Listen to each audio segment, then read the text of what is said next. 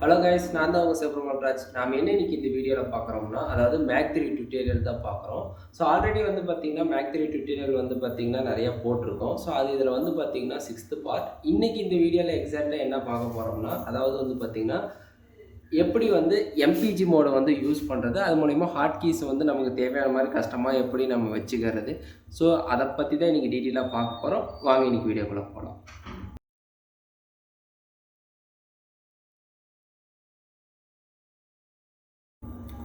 So இப்போ பார்த்தீங்கன்னா நம்ம ஒரு CNC மிஷின் டெமோவோட தான் பார்க்க போகிறோம். இது பார்த்தீங்கன்னா ஒரு 3 ஃபீட்டுக்கு 3 ஃபீட் ஒர்க்கிங் ஏரியா இருக்கக்கூடியது. நீமா 23 10 kg ஸ்டெப்பர் மோட்டார் போட்டிருக்கு. ஸோ இதில் மொத்தம் 4 ஸ்டெப்பர் மோட்டார் இருக்குது. ஸோ ஒரு USB Mach3 போர்டும் வச்சுருக்கேன். ஸோ கண்ட்ரோலர் USB Mach3 தான்.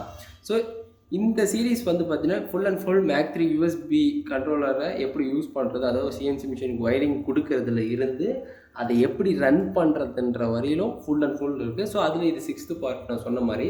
ஸோ இது MPG மோடுக்கோசரம் போட்டிருக்கேன். ஸோ சொல்லப்போனால் இது ரொம்ப இம்பார்ட்டண்டான விஷயம் தான். ஆனால் அவ்வளோ பெரிய விஷயம் இல்லை. தனியாக ஒரு வீடியோ மேக் பண்ணியிருக்க வேணாம். பட் இருந்தாலும் இந்த சீரீஸ் ஃபுல் அண்ட் ஃபுல் கிளியராக இருக்கணுன்ற ஒரே காரணத்துக்கோசரம் பார்த்திங்கன்னா ஸோ நான் இந்த மாதிரி ஃபுல்லாக பண்ணியிருக்கேன். ஸோ எல்லாம் இண்டிவிஜுவலாக பண்ணி உங்களுக்கு எந்த ஒரு விதத்துலேயும் டவுட் இருக்கக்கூடாது.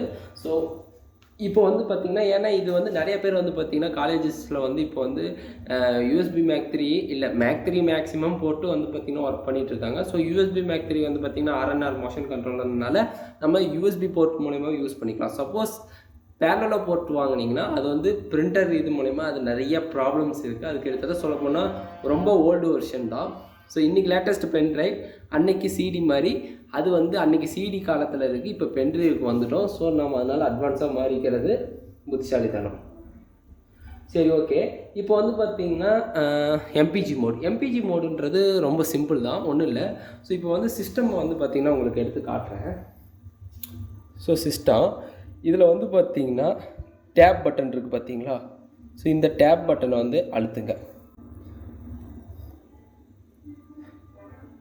ஸோ சாரி, இது பாப்பப்புக்கு வெளியில் இருக்குது. ஸோ பார்த்திங்கன்னா இப்போ பாப்பப்புக்குள்ளார் இருக்குது. இப்போ அழுத்துகிற டேப் பட்டன். ஸோ இப்போ MPG மோடு வந்திருக்கும் உங்களுக்கு. இப்போ அதாவது ஸ்க்ரீன் தெரியும். ஸோ அதில் இப்போ வந்திருக்கும். ஸோ இப்போ MPG மோடுன்றது இந்த டேப் பட்டன் அழுத்துறது. ஸோ எல்லா சிஸ்டத்துக்கும் இதுதான் இது. ஸோ இதில் MPG மோடு. ஸோ இதில் என்னென்ன ஃபியூச்சர்ஸ் இருக்குதுன்னு சொல்லி பார்க்கலாம். ஸோ ஒன்று பார்த்திங்கன்னா ஆக்சிஸை மூவ் பண்ணிக்கிறது, அதாவது 3 ஆக்சிஸும். ஸோ இப்போ என்னென்னு பார்த்துடலாம். First X axis +X move பண்ணால் ரைட் சைடும்.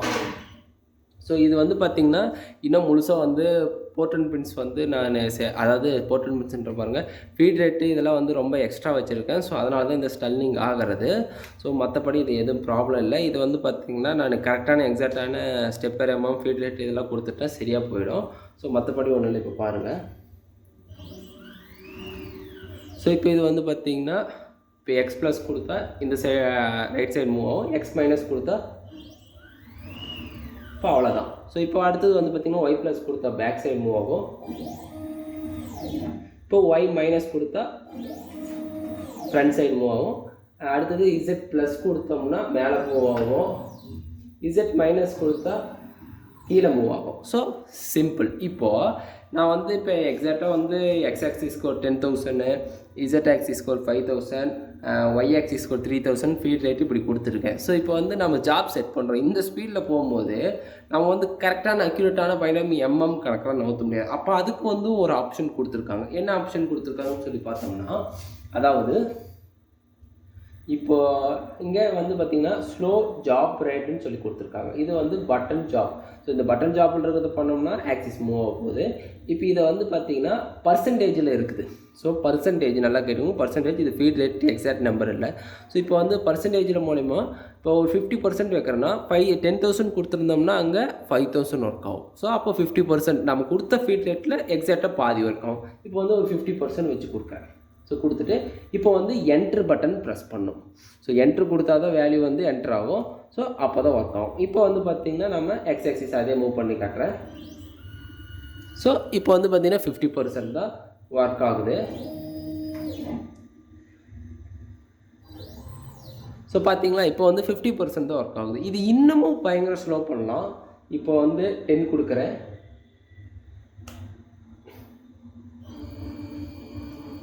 ஸோ இது வந்து இன்னும் ஸ்லோ. ஸோ இப்போ அதிலே வந்து பார்த்திங்கன்னா வெறும் 1 கொடுக்குறேன். ஸோ இதில் வந்து 1 கொடுத்துட்டேன். இப்போ வந்து மூவ் பண்ணி பார்க்கலாம். மிஷின் வந்து மூவ் ஆகுது, பட் வந்து ரொம்ப ஸ்லோவாக ஆகிறதுனால உங்களுக்கு தெரியல. இப்போ இஜெட் ஆக்சிஸ் யூஸ் பண்ணி காட்டுறேன். இப்போ அடுத்தது ஒய்க்கு மூவ் பண்ணி காட்டுறேன். உங்களுக்கு ஜஸ்ட்டு சவுண்டு தான் கேட்கும், மிஷின் மூவ் ஆகுது எனக்கு தெரியறதுக்கு வாய்ப்பு இல்லை.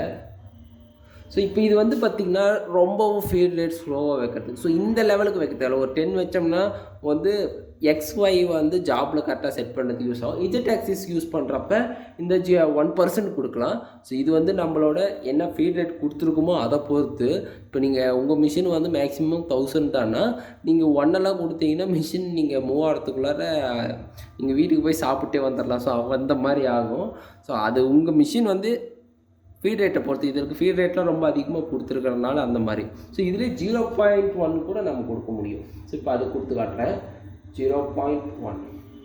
ஸோ இப்போ என்டர் பண்ணிட்டு இப்போ மூவ் பண்ணி பார்க்கலாம். இப்போ மூவ் ஆகுது, ஆனால் உங்களுக்கு கண்ணுக்கு விசிபிளாகவே இது தெரியாது. ஸோ இது வந்து மூவ் ஆகிட்டு இருக்குது. இப்போ இதே Y ஆக்சிஸ் மூவ் பண்ணி பார்க்கலாம். ஸோ உங்களுக்கு எக்ஸாக்டாக தெரியணுன்னா நீங்கள் வந்து பார்த்திங்கன்னா அந்த டயலில் பாருங்கள் நம்பர் மூவ் ஆகிட்டுருக்கு. நம்பர் பாருங்கள் எவ்வளோ ஸ்லோவாக மூவ் ஆகுதுன்ட்டு. 1 mm மூவ் ஆகிறதுக்கே எவ்வளோ நேரம் ஆகுதுன்ட்டு பாருங்கள். ஸோ அப்போ அந்த பிரகாரம் தான் பார்க்கலாம். ஸோ அந்த டயலில் வந்து பார்த்திங்கன்னா உங்களுக்கு இந்த டயல் இருக்குது பார்த்திங்களா, இந்த டயலில் வந்து பார்த்திங்கன்னா நமக்கு நம்பர் மூவ் ஆனிச்சுன்னா அங்கே அது மூவ் ஆகுதுன்னு அர்த்தம். So just simple. ஸோ இப்போ இதெல்லாம் இப்போ வந்து பார்த்திங்கன்னா இதெல்லாம் வந்து எப்படி சொல்கிறது, விண்டோவில் இருக்குது. விண்டோவில் வந்து நம்ம ஒவ்வொரு தாட்டி மவுஸை க்ரஷரை கொண்டு போய் வச்சு கிளிக் பண்ணிகிட்டு இருக்கிறதுக்கு கொஞ்சம் கஷ்டமாக இருக்கும். ஸோ இதுக்கு வந்து ஹாட் கீஸ்ன்னு கொடுக்குறாங்க. ஸோ ஹாட் கீஸ் என்னென்ன கொடுக்குறாங்கன்னு சொல்லி பார்க்கலாம். இப்போது வந்து ஃபுல் ஃபீட் ரேட் வச்சுக்கிறேன் நான். ஸோ வச்சாச்சு. ஸோ ஹாட் கீன்றது நாம் பார்த்து கஷ்டமாக வச்சுக்கிறது தான். ஸோ இப்போ வந்து பார்க்குறோம். ஸோ ஹாட் கீ ஒன்றும் இல்லை, அதாவது ஒய்க்கு இது ஒய்க்கு அப் அண்ட் டவுன் ஏரோ, எக்ஸுக்கு left and right arrow, next Z ஆக்சிஸ்க்கு page up page down. So இது பேஜ் அப் பேஜ் டவுன் உங்கள் இதில் எங்கே வேணால் இருக்கலாம். ஸோ இந்த ஏரோவும் இருக்குது. ஸோ இது வந்து நம்ம கொடுத்துக்கிறது. ஸோ இப்போ இதில் வந்து ப்ரெஸ் பண்ணிங்கன்னா இப்போ மூவ் ஆகும். இப்போ வந்து பாருங்கள். ஸோ உங்களுக்கு வீடியோவில் தெரியணுன்றதுக்கோசரமே இப்படி வச்சு மூவ் பண்ணி காட்டுறேன். இப்போ இந்த பட்டன் ப்ரெஸ் பண்ணுற பாருங்கள்.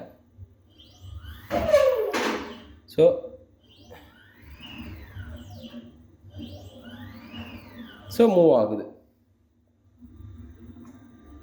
ஸோ ஓகே, இது வந்து அதே மாதிரி தான். இப்போ வந்து இஜெட் ஆக்சிஸ்க்கு யூஸ் பண்ணி காட்டுறேன்.